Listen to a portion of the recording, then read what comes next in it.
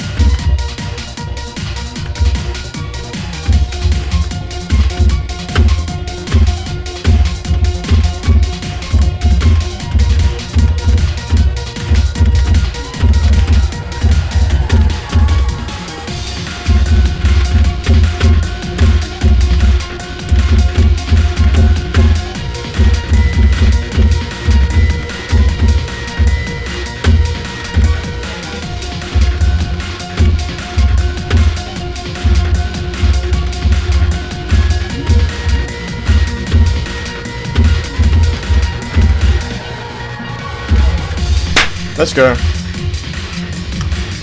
I was so confident that whole time. That whole attempt, I was so confident. I'm so glad I beat that. Good job. Good job. Oh, I got a new ball. That's so cool. I just missed the last coin. I guess it's from the keys, but overall, good level. Oh my, what's it called? My mouse? I was using my phone. My mouse is actually what doesn't scroll across the room. Anyway, so I would say. I'll probably say this is a 21. I don't think it's a 22. Enjoyment 7. Look, okay, it started out as like a 10, then 9, then 8, then 7, then 6, then 5, and now it's back up to 7. So I'm gonna say 7. Attempts. Attempts. Right. So do I include my old attempts or do I not include my old attempts? Because old attempts, it would be about 3,000. Let's say 3,066. I'm gonna say that is my attempt count. 3,066. Damn it. Forgot about that. Well. That's what this video is for. And that is indeed what this video is for. Not only to get it on the GDDL because I want to be on there, but also because I want to have a record on my channel of me beating this level. First off, according to the GDDL, this is the hardest demon I've ever beaten. This is my hardest level. It is a tier 22, and the rest of them are either tier 21s or tier 20s. And that may be surprising considering that I beat this level in 9 hours.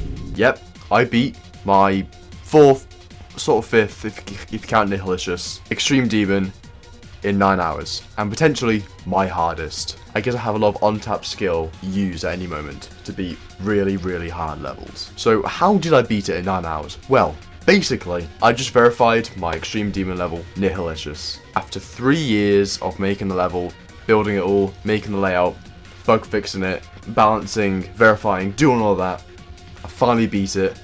It was a very, very rewarding moment and something I remember for probably the rest of my life. Maybe. And I was bored, so I was like, I want to beat something that I've had on, like, the waiting list that, like, I want to beat, but I have just never gone round to beating. And so I just looked at this level and was like, this level has been called good by many people, and let's just see. So I just started playing it. Started getting runs from the end, started playing it. I was like, this sounds really, really hard. I can't do this, but I'm going to play it anyway. I just kept on playing because it was really fun. I just kept on grinding it out. Did the last ship to the end, did the slopey part to the end, did the robot to the end, did the UFOs to the end, and then came this part. This part is potentially the hardest part of the level. That might sound weird to anyone else who's played the level and anyone else who knows the level, but trust me, this part is so hard. Oh my god. Eventually, after 2 hours of playing, I got this run down. It was so unbelievably hard to do this part that I took a whole video of it. In my dreams without like, oh, f you. Oh, yes. I'm actually going to save that. So I was pretty proud of myself doing that run. And then I decided to play from 0 just to see how it goes. Basically, immediately I got to 51%. I was like, oh god, I've got the level in 2 runs. Great job, me. Let's see if you can beat it. So I went to bed to get the sleep buff, woke up, watched this video about Ashley Wave Trials, and then got on the game and started grinding. First thing I noticed, woo! The sleep buff had worked. I was now much better at the level. I did 51 to 100 yet again, pretty easily. I then started playing from 0, went to practice mode just to practice the level a little bit. Immediately got to 61% on my first try. After that, I was pretty happy and I was like, okay, this should be pretty quick and easy. And it did seem like it's going to be pretty quick and easy because about 10 minutes later I got to 65%. And then about 10 minutes later again, I got to 97%. Yeah, I didn't know that for the last time either. You know, speaking There's of... no way. Oh god! This could have been such a good fluke. And I could have beaten this level in about 3 hours, which would have been insane.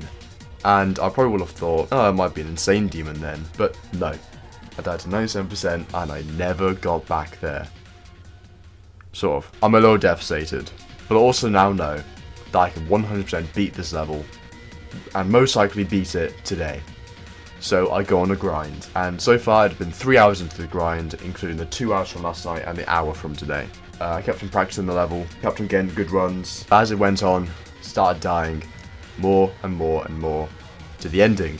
Particularly, for some reason, the ending of this robot was weirdly hard for me. I have no clue why. I had way too many deaths at the end. And then after hours and hours, 6 straight hours of playing this level, I finally beat it. And you saw right then and there that I beat it. Now, why was my reaction so lame?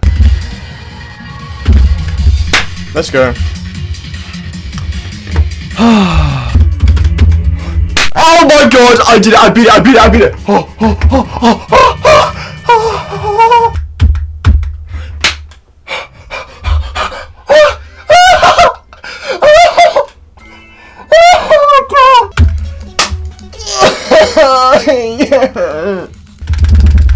Oh my god, let's go. I have no clue. That was just how I was feeling at the moment. I was just feeling clap, let's go.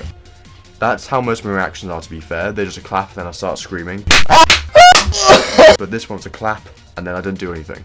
I don't know why I clap after every single hard demon I've beaten. I just then start screaming. Let me give you a run through the level and what I think of each part. So the beginning part, it's fine. It's a good pre-drop, alright. It's not a bad pre-drop.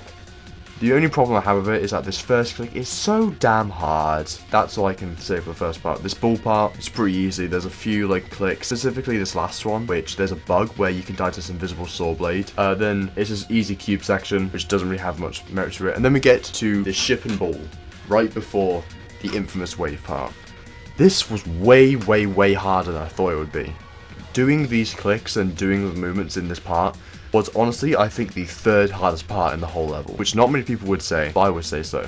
Now, the infamous wave part. This is what most people would say is the hardest part of the level, and I would have to agree. I think it's the hardest part of the level. Part in the 50s does come close, but this is just insane. Then there's this memory section, very, very easy. You basically just hold for 3, stop, hold for 3, stop, hold. That's kind of how it goes, I'm pretty sure. And then you have this cube section with the FNAF jump scare if you go the wrong way. It's very easy, it's a lot of buffers. This one blow up click I hated. It wasn't actually that bad, but it just looks so horrible. And then we get to this robot section, which is so easy. I completely forgot about it. I barely ever died here. And then, this part, already talked about it. Insane, impossible, don't know why it's there. I just wish it could be nerfed. I watched a few completions and I realized that I was doing this part like almost completely wrong. There's a few skips you can take in it and I just didn't know any of them. And then we get to the 2 UFOs. The first one is much more about going into portals and like, flipping around and doing stuff, which is the easier one. And then we get this little auto section into the next UFO section. This UFO looks so unbelievably intimidating.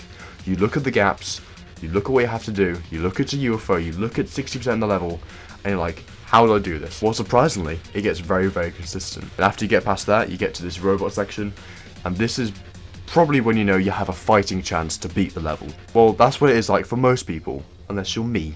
And then you kept on dying to 77% over and over and over again. I don't have any recordings of it, I don't think, but I died here so often. If you see my death tracker, I died there however many times I died there.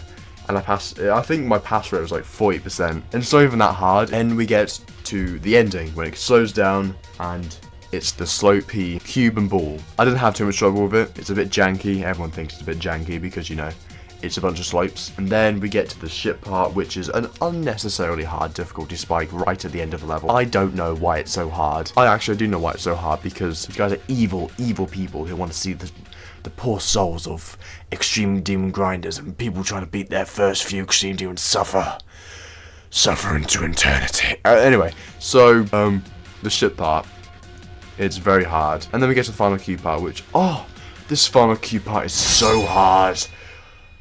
You do 2 clicks, it's pretty easy. Now, unfortunately for me, I did die there, as I mentioned previously. I wasn't even that nervous, I just died because, I don't know why I died, I just did die. And that's crowd control. Overall, I would give it probably a 7 out of 10.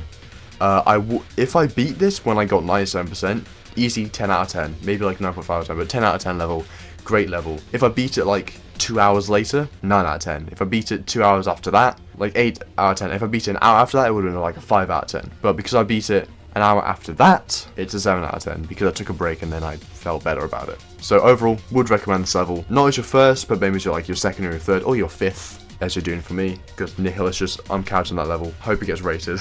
And yeah, hope you enjoyed the video. Make sure to like and subscribe and hit the notification bell so you know whenever I upload this. Play Nihilicious, and I'll see you in the next video. Goodbye.